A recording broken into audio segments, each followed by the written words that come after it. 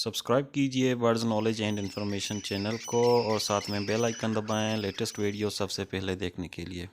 Hello viewers, अस्सलाम वालेकुम। मैं हूं जुल्फ़कार और आप देख रहे हैं words knowledge and information. Words knowledge and information YouTube के चैनल में एक और इन्फॉर्मेटिव वीडियो के साथ आप लोगों की खिदमत में हाजिर हूं।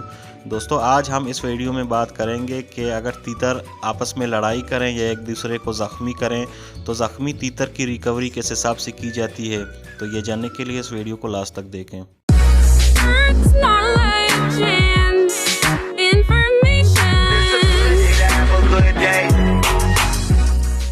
दोस्तों, आप लोगों ने अक्सर देखा होगा कि लोग अपने तीतरों को दूसरे तीतरों के साथ लड़ाते हैं और लड़ाने के बाद वो तीतर काफ़ी ज़ख्मी हो जाते हैं।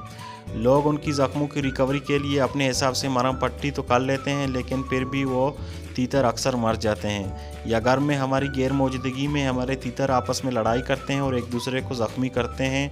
हम अपने हिसाब से उनकी ज़ख्म को रिकवर करने के लिए मरहम पट्टी कर लेते हैं, लेकिन मरहम पट्टी करने के बावजूद वो तीतर अक्सर मर जाते हैं। उनकी सबसे बड़ी वजह यह होती है कि हम उनकी बाहरी जो ज़ख्म होते हैं उनको तो मरहम पट्टी कर लेते हैं, लेकिन जो उनकी अंदरूनी ज़ख्म या चोट होती है उनकी तरफ तवज्जो नहीं देते, तो अंदरूनी ज़ख्मों या चोटों की वजह से वो तीतर अक्सर मर जाते हैं। दोस्तों, सबसे पहले मैं आप लोगों को तीतर के जो बाहरी ज़ख्म होते हैं उनकी रिकवरी किस हिसाब से की जाती है ये बताऊंगा। दोस्तों, तीतर के बाहरी ज़ख्मों की इलाज के लिए हमें सबसे पहले पायोडीन सोल्यूशन की ज़रूरत होती है, जो आपको हर मेडिकल स्टोर से बआसानी मिल जाएगा, और इसके साथ साथ काटन या रुई की। सबसे पहले आप तीतर को पकड़ लें और उसके बाहर सर पे या के कंधों पे जो भी ज़ख्म है उसको रुई से साफ़ कर लें। दोस्तों, यहाँ मैं आप लोगों को एक बात बताना चाहूँगा कि तीतर अगर ज़ख्मी हो जाए तो उसकी ज़ख्मों को कभी भी डिटॉल से साफ़ नहीं करना चाहिए। अगर आपने तीतर के ज़ख्मों को डिटॉल से साफ़ किया तो आप समझ लें कि आपने अपने तीतर को आग लगा दी।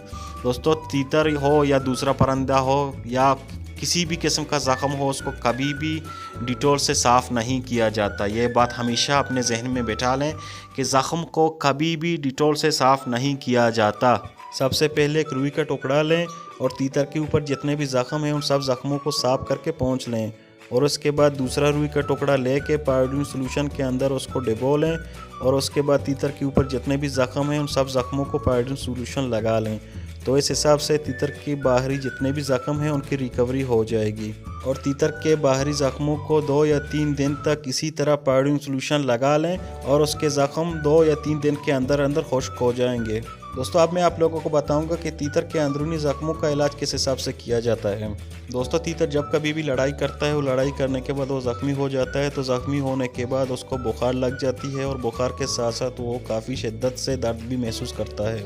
तो उसके जिस्म के दर्द को ख़त्म करने के लिए, उसके बुखार को उतारने के लिए हम उसको ब्रोफिन सिरप और पेनाडोल सिरप पिलाते हैं। ब्रोफिन सिरप और पेनाडोल सिरप पिलाने का तरीका यह है कि 2 सीसी सुबह और 2 सीसी रात के वक्त हम उसको पिलाते हैं ताकि उसका बुखार और दर्द ख़त्म हो जाए। ब्रोफिन सिरप और पेनाडोल सिरप पिलाने के साथ साथ अब हम उसके लिए हल्दी वाली रोटी बना के उसको खिलाएंगे ताकि उसके जिस्म के अंदर जो भी ज़ख्म हैं वो ज़ख्मों की रिकवरी भी हो जाए। तो दोस्तों, हल्दी वाली रोटी किस हिसाब से बनाते हैं तो ये मैं आप लोगों को बताऊंगा। दोस्तों, हल्दी वाली रोटी बनाने के लिए सबसे पहले किसी प्लेट में या किसी बर्तन में हमें कुछ आटे की ज़रूरत होगी, और आटे के साथ साथ हल्दी पाउडर की।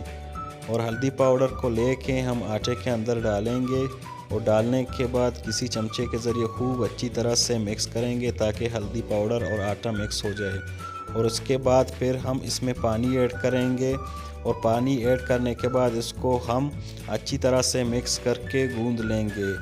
और उसके बाद फिर हम उसको हल्की आंच के ऊपर कच्चा पक्का जो है इसको पका लेंगे। जिस तरह आप देख रहे हैं इसी तरह बिल्कुल कच्चा पक्का हम इसको हल्की आंच पे पका लेंगे, और जब ये पक जाए तो फिर हम इसको बारीक बारीक करके कूट लेंगे। तो दोस्तों, हमारी हल्दी वाली रोटी तैयार होगी। हमने इसको कूट के बस तैयार कर दिया है। तो इस हिसाब से आपको भी हल्दी वाली रोटी बना के फिर इसी हिसाब से कूट के रखना होगा, और यही रोटी आप उसको सुबह भी खिलाएं और शाम के वक्त भी खिलाएं ताकि उसके अंदरूनी ज़ख्म जो हैं वो ठीक हो जाएं। तो दोस्तों, जब कभी भी किसी का तीतर ज़ख्मी हो जाए तो इस हिसाब से जो मैंने 2 तरीके बताए बाहरी ज़ख्मों के इलाज के लिए और अंदरूनी ज़ख्मों के इलाज के लिए, तो इसी हिसाब से आप करें, इंशाल्लाह आपके तीतर मरने से बच जाएंगे। तो दोस्तों आज हमारा वीडियो मुकम्मल हुआ, मुझे इजाज़त दीजिए, मिलते हैं नेक्स्ट वीडियो में, तब तक के लिए अल्लाह हाफिज़।